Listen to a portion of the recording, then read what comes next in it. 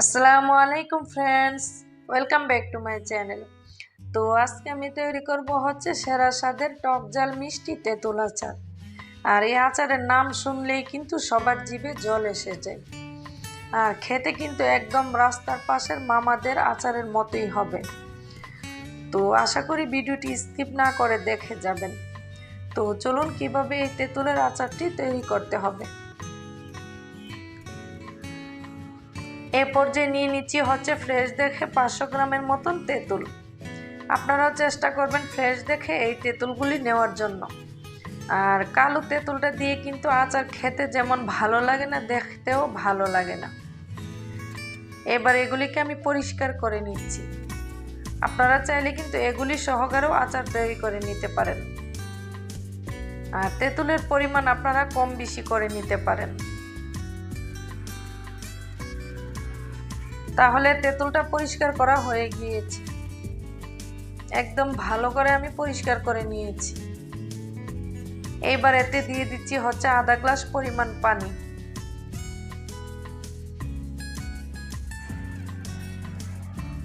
এইবার পানির সঙ্গে তেঁতুলটাকে ভালো করে মিশিয়ে নিচ্ছি।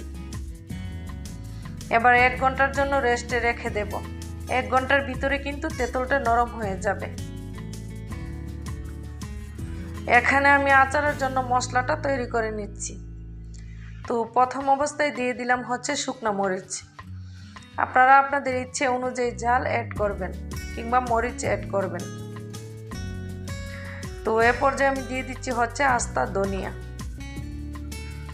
তো ধনিয়াটাকে আবারও ভেজে নিচ্ছি। আর আপনারা চাইলে কিন্তু এই মশলাগুলি একটা একটা করেও ভেজে নিতে পারেন। তো এবার দিয়ে দিচ্ছি হচ্ছে পরিমাণ অনুযায়ী 5 ফোড়ন, দিয়ে দিচ্ছি হচ্ছে পরিমাণ অনুযায়ী মৌরি। এবার সব কিছু আমি ভেজে নিচ্ছি। তো মশলাটা ভাজা হয়ে গিয়েছে। এখানে ফিরে আসলাম 1 ঘন্টা পর। তেঁতুলটা কিন্তু 1 ঘন্টার ভিতরে অনেকটাই নরম হয়ে গিয়েছে।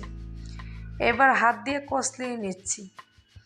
এমনভাবে কষলাতে হবে যেন ভিতরের বিচিগুলি বের না হয়ে যায়। তাহলে এ পর্যায়ে একটি প্যান বসিয়ে দিলাম। এখানে দিয়ে দিচ্ছি হচ্ছে 100 গ্রামের মতন সরিষার তেল। এবার ভালো ফ্লেভারের জন্য দিয়ে দিচ্ছি হচ্ছে তেজপাতা এবং 5 ফোড়ন।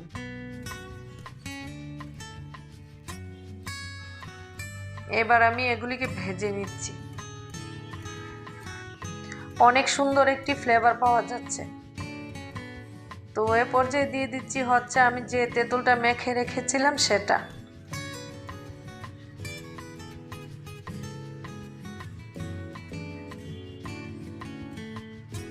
এবার নেড়ে চেড়ে নিচ্ছি। আচার মানে কিন্তু নাড়াচাড়া। এবার চুলার আঁচ মিডিয়ামে রেখে আমি আচারটাকে রান্না করতে থাকবো আর এইভাবে নাড়তে থাকবো।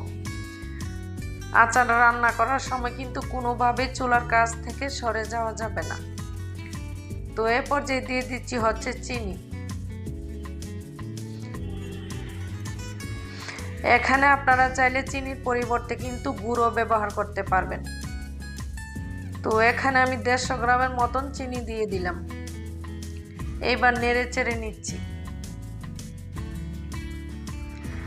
চিনিটা দেওয়ার সাথে সাথেই কিন্তু আচারের রং চেঞ্জ হয়ে আসবে। মানে আপনারা দেখেই বুঝতে পারছেন কতটা লোভনীয় লাগছে। আমি আবারও চিনি দিয়ে দেব 150 গ্রামের মতন। এখানে আমি চিনিটা একবারে দেইনি, 2 বারে দিয়ে দিচ্ছি। চিনি 2 বারে দিলে কিন্তু আচারের কালারটা অনেক সুন্দর আসে।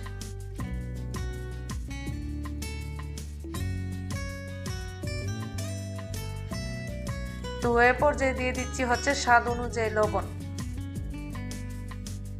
আচারের কালারটা কিন্তু অনেকটাই লোভনীয় লাগছে।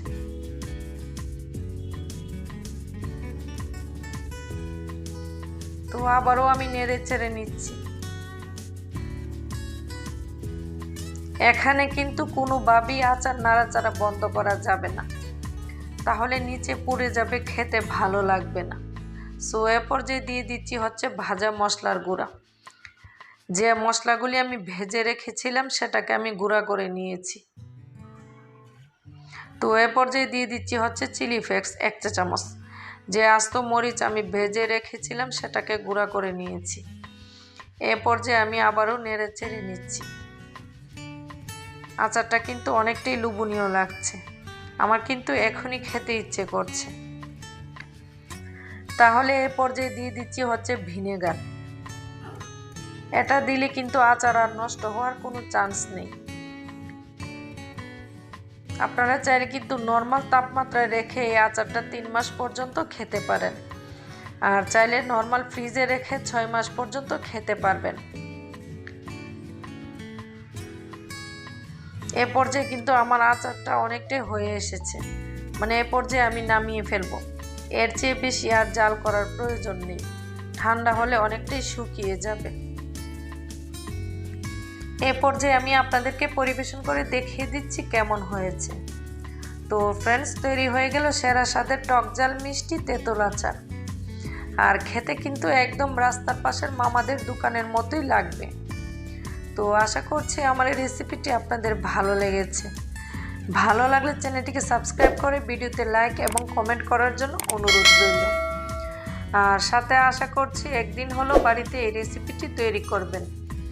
তো এবার উপরের দিকটাতে কিছুটা চিলি ফ্লেক্স এবং পাঁচফোড়ন গুঁড়ো আমি ছড়িয়ে দিচ্ছি, এতে করে আচারটা খেতে আরও বেশি ভালো লাগবে। এইবার ঠান্ডা হলে আমি একটি কাচের বয়ামে ভরে নর্মাল ফ্রিজে রেখে দেব। আর এই আচারটা আপনারা দেখে বুঝতে পারছেন কতটা লোভনীয় হয়েছে। তো ফ্রেন্ডস, আজকের মতন এখানেই বিদায়। সবাই ভালো থাকবেন। আল্লাহ হাফেজ।